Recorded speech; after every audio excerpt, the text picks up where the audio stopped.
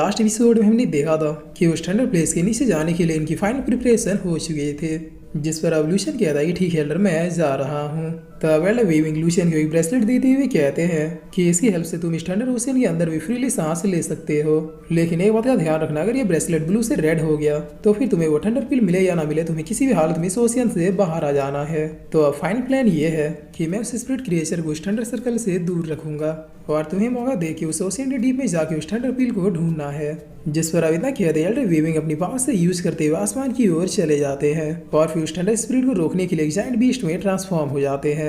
तब इस बीस्ट को देख के लूशन थोड़ा शॉक होते हुए कहता है कि इनके इस ट्रांसफॉर्मेशन का ऑरा इतना पावरफुल है कि इनके सामने व्हाइट ड्रैगन सुप्रीम का ड्रैगन ऑरा भी फेल है। जिस पर अब इधर हम देखते हैं कि एल्डर वीविंग ने एक लाखों साल पुराने शार्क बीस्ट का फॉर्म धारण किया था, जो अब सीधे इस ओशियन में डुबकी लगाते हुए कहते हैं कि थंडर स्पिरिट देखो, आज तुमसे तुम्हारे फादर मिलने आए हैं, क्या तुम अपने फादर के सामने आके उन्हें ग्रेट नहीं करोगे। तब लूशन कहता है कि एल्डर, अगर आपका बेटा इतनी ही बातें सुनता तो फिर आज हमें ये दिन नहीं देखना पड़ता। जिस पर अब अचानक से ओशियन में थंडर का रेस बहुत ही ज्यादा बढ़ जाता है। तब लूशन बहुत ही शौक होती हुई कहता है कि ये पावर तो ऐसा लग रहा है कि यहाँ पे अब ब्लैक और थंडर से भी कोई पावरफुल चीज अपेयर हो रही है। जिस पर अब इधर हम देखते हैं कि बहुत सारे ब्लैक और थंडर के अटैक एक ही जगह पे इकट्ठे होने लगते हैं और अब बस कुछ ही देर में ये सारे थंडर मिलकर एक स्पिरिट का फॉर्म धारण कर लेता है, जो अब एल्डर वीविंग से कहता है कि फादर तो फाइनली इतने सालों बाद आप फिर से यहाँ पे आ ही गए, लगता है आपको अपने बेटे के हाथ से ही मरना है। जिस पर एल्डर वीविंग कह रहे हैं कि सही कहा, मैं देखने आया हूँ कि मेरा बेटा कितना स्ट्रांग हुआ है, मुझे यकीन है कि तुम मुझे डिसअपॉइंट नहीं करोगे। तब ये थंडर स्पिरिट कहता है कि आप उसकी चिंता मत कीजिए, अब आप जब इतने सालों बाद यहाँ पे आए हैं तो फिर मैं भला आपको डिसअपॉइंट कैसे कर सकता हूँ। और इतना कहता है ये थंडर स्पिरिट अपनी पावर से यूज करते हुए बहुत सारे न्यूक्लियर चेनों को सीधे एल्डर वीविंग की ओर भेज देता है, जिसे देखते हुए एल्डर वीविंग अब एक बहुत ही जोर का रोर करते हैं। तब उनके ऐसा करते ये सारे चेन डिस्ट्रॉय हो जाते हैं। जिस पर स्पिरिट अब और भी गुस्से में अपने पावर्स को रिलीज करते हुए एल्डर वीविंग के ऊपर ब्लैक और थंडर के झटके बरसाना शुरू कर देता है। तब एल्डर वीविंग भी अपने पूछे पटकते हुए अपने चारों ओर आइस शील्ड को क्रिएट कर लेते हैं, जो इन थंडर अटैक्स को पूरी तरीके से एब्जॉर्ब करना शुरू कर देता है। जिसे देखते हुए अब लूशन कहता है कि लगता है अब मेरी बारी है।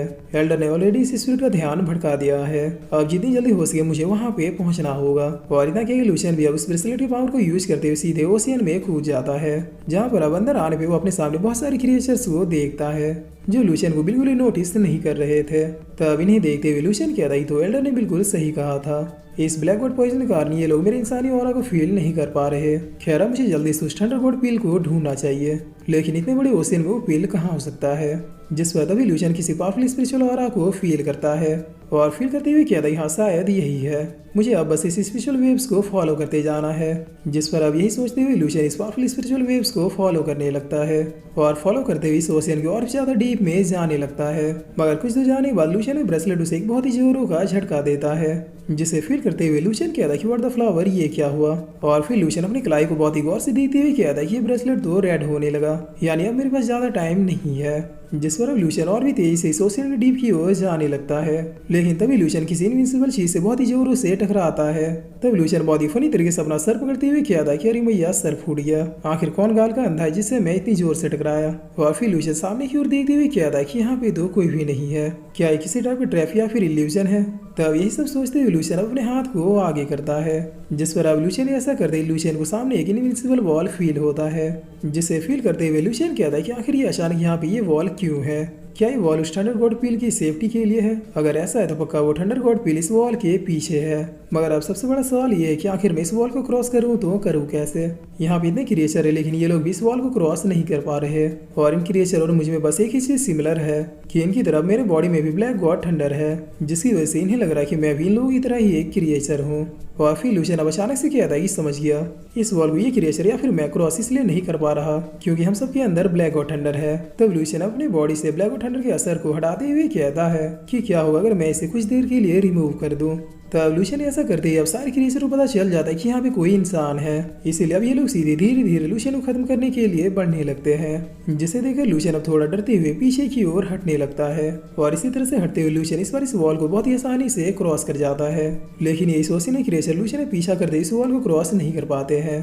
तब हमें यहाँ पे समझ आता है कि जिसके पास भी ब्लैक और थंडर की पावर से वो इस वॉल को क्रॉस नहीं कर पाते। यानी जिसने भी सील को क्रिएट किया था उसे बहुत ही अच्छे से पता था कि इस ओशियन में थंडर स्पिरिट और इन सारे क्रिएचर से बचने के लिए किसी भी पर्सन को ब्लैक और थंडर से इन्फेक्ट होना ही होगा, तभी वो बिना किसी परेशानी के यहाँ तक पहुंच सकता है। इसलिए यहाँ के आर्किटेक्ट ने दिमाग लगाया कि जिसके पास भी ब्लैक और थंडर की पावर्स होगी वो इस वॉल को क्रॉस ही नहीं कर पाएगा। जिस पर एवोल्यूशन खुद से किया था कि वाकई में एल्डर ने इस जगह के बारे में बहुत ही ज्यादा रिसर्च की है। अगर उन्होंने मुझे अच्छे से प्रिपेयर नहीं करवाया होता तो फिर अभी तक तो मेरा खेल खत्म हो चुका होता।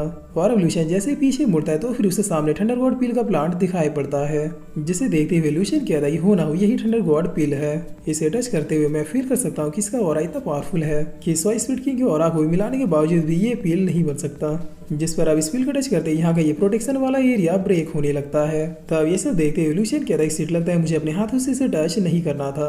जिस पर तभी अब ये प्रोटेक्शन बैरियर पूरी तरीके से टूट जाता है। तब इसके टूटते एवोल्यूशन को अपने सामने एक बहुत ही भयानक मॉन्स्टर दिखाई पड़ता है जो सीधे बहुत ही फास्टली एवोल्यूशन को खाने के लिए ही आ रहा था। तब एवोल्यूशन फिर से अपने ब्लैक गॉड पॉइजन को अपनी पूरी बॉडी में एक्टिव कर देता है, जिसकी वजह से एवोल्यूशन की इंसानी ऑरा तुरंत ही डिसअपीयर हो जाता है। तब एवोल्यूशन अब अपने ब्रेसलेट की ओर देखते हुए कहता है कि चलो काम तो हो गया, अब जितनी जल्दी हो सके मुझे यहाँ से निकलना होगा।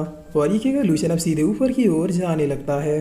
जिसके बाद अब सीन चेंज होता है और इधर हम एल्डर वीमिंग को देखते हैं जिन्होंने इस थंडर स्पिरिट को कैप्चर करके रखा था। मगर अब इस थंडर स्पिरिट को पता चल जाता है किसी ने थंडर गॉड पील को उठा लिया है, इसलिए अब एल्डर वीमिंग के स्पेल को डिस्ट्रॉय करता हुआ बहुत ही फास्टली एवोल्यूशन की ओर जाने लगता है। तब एल्डर वीमिंग अब फिर से एक अटैक को क्रिएट करते हुए कहता है कि बेटा क्या तुम्हें लग रहा है कि फादर तुम्हें इतनी आसानी से यहाँ से जाने देंगे।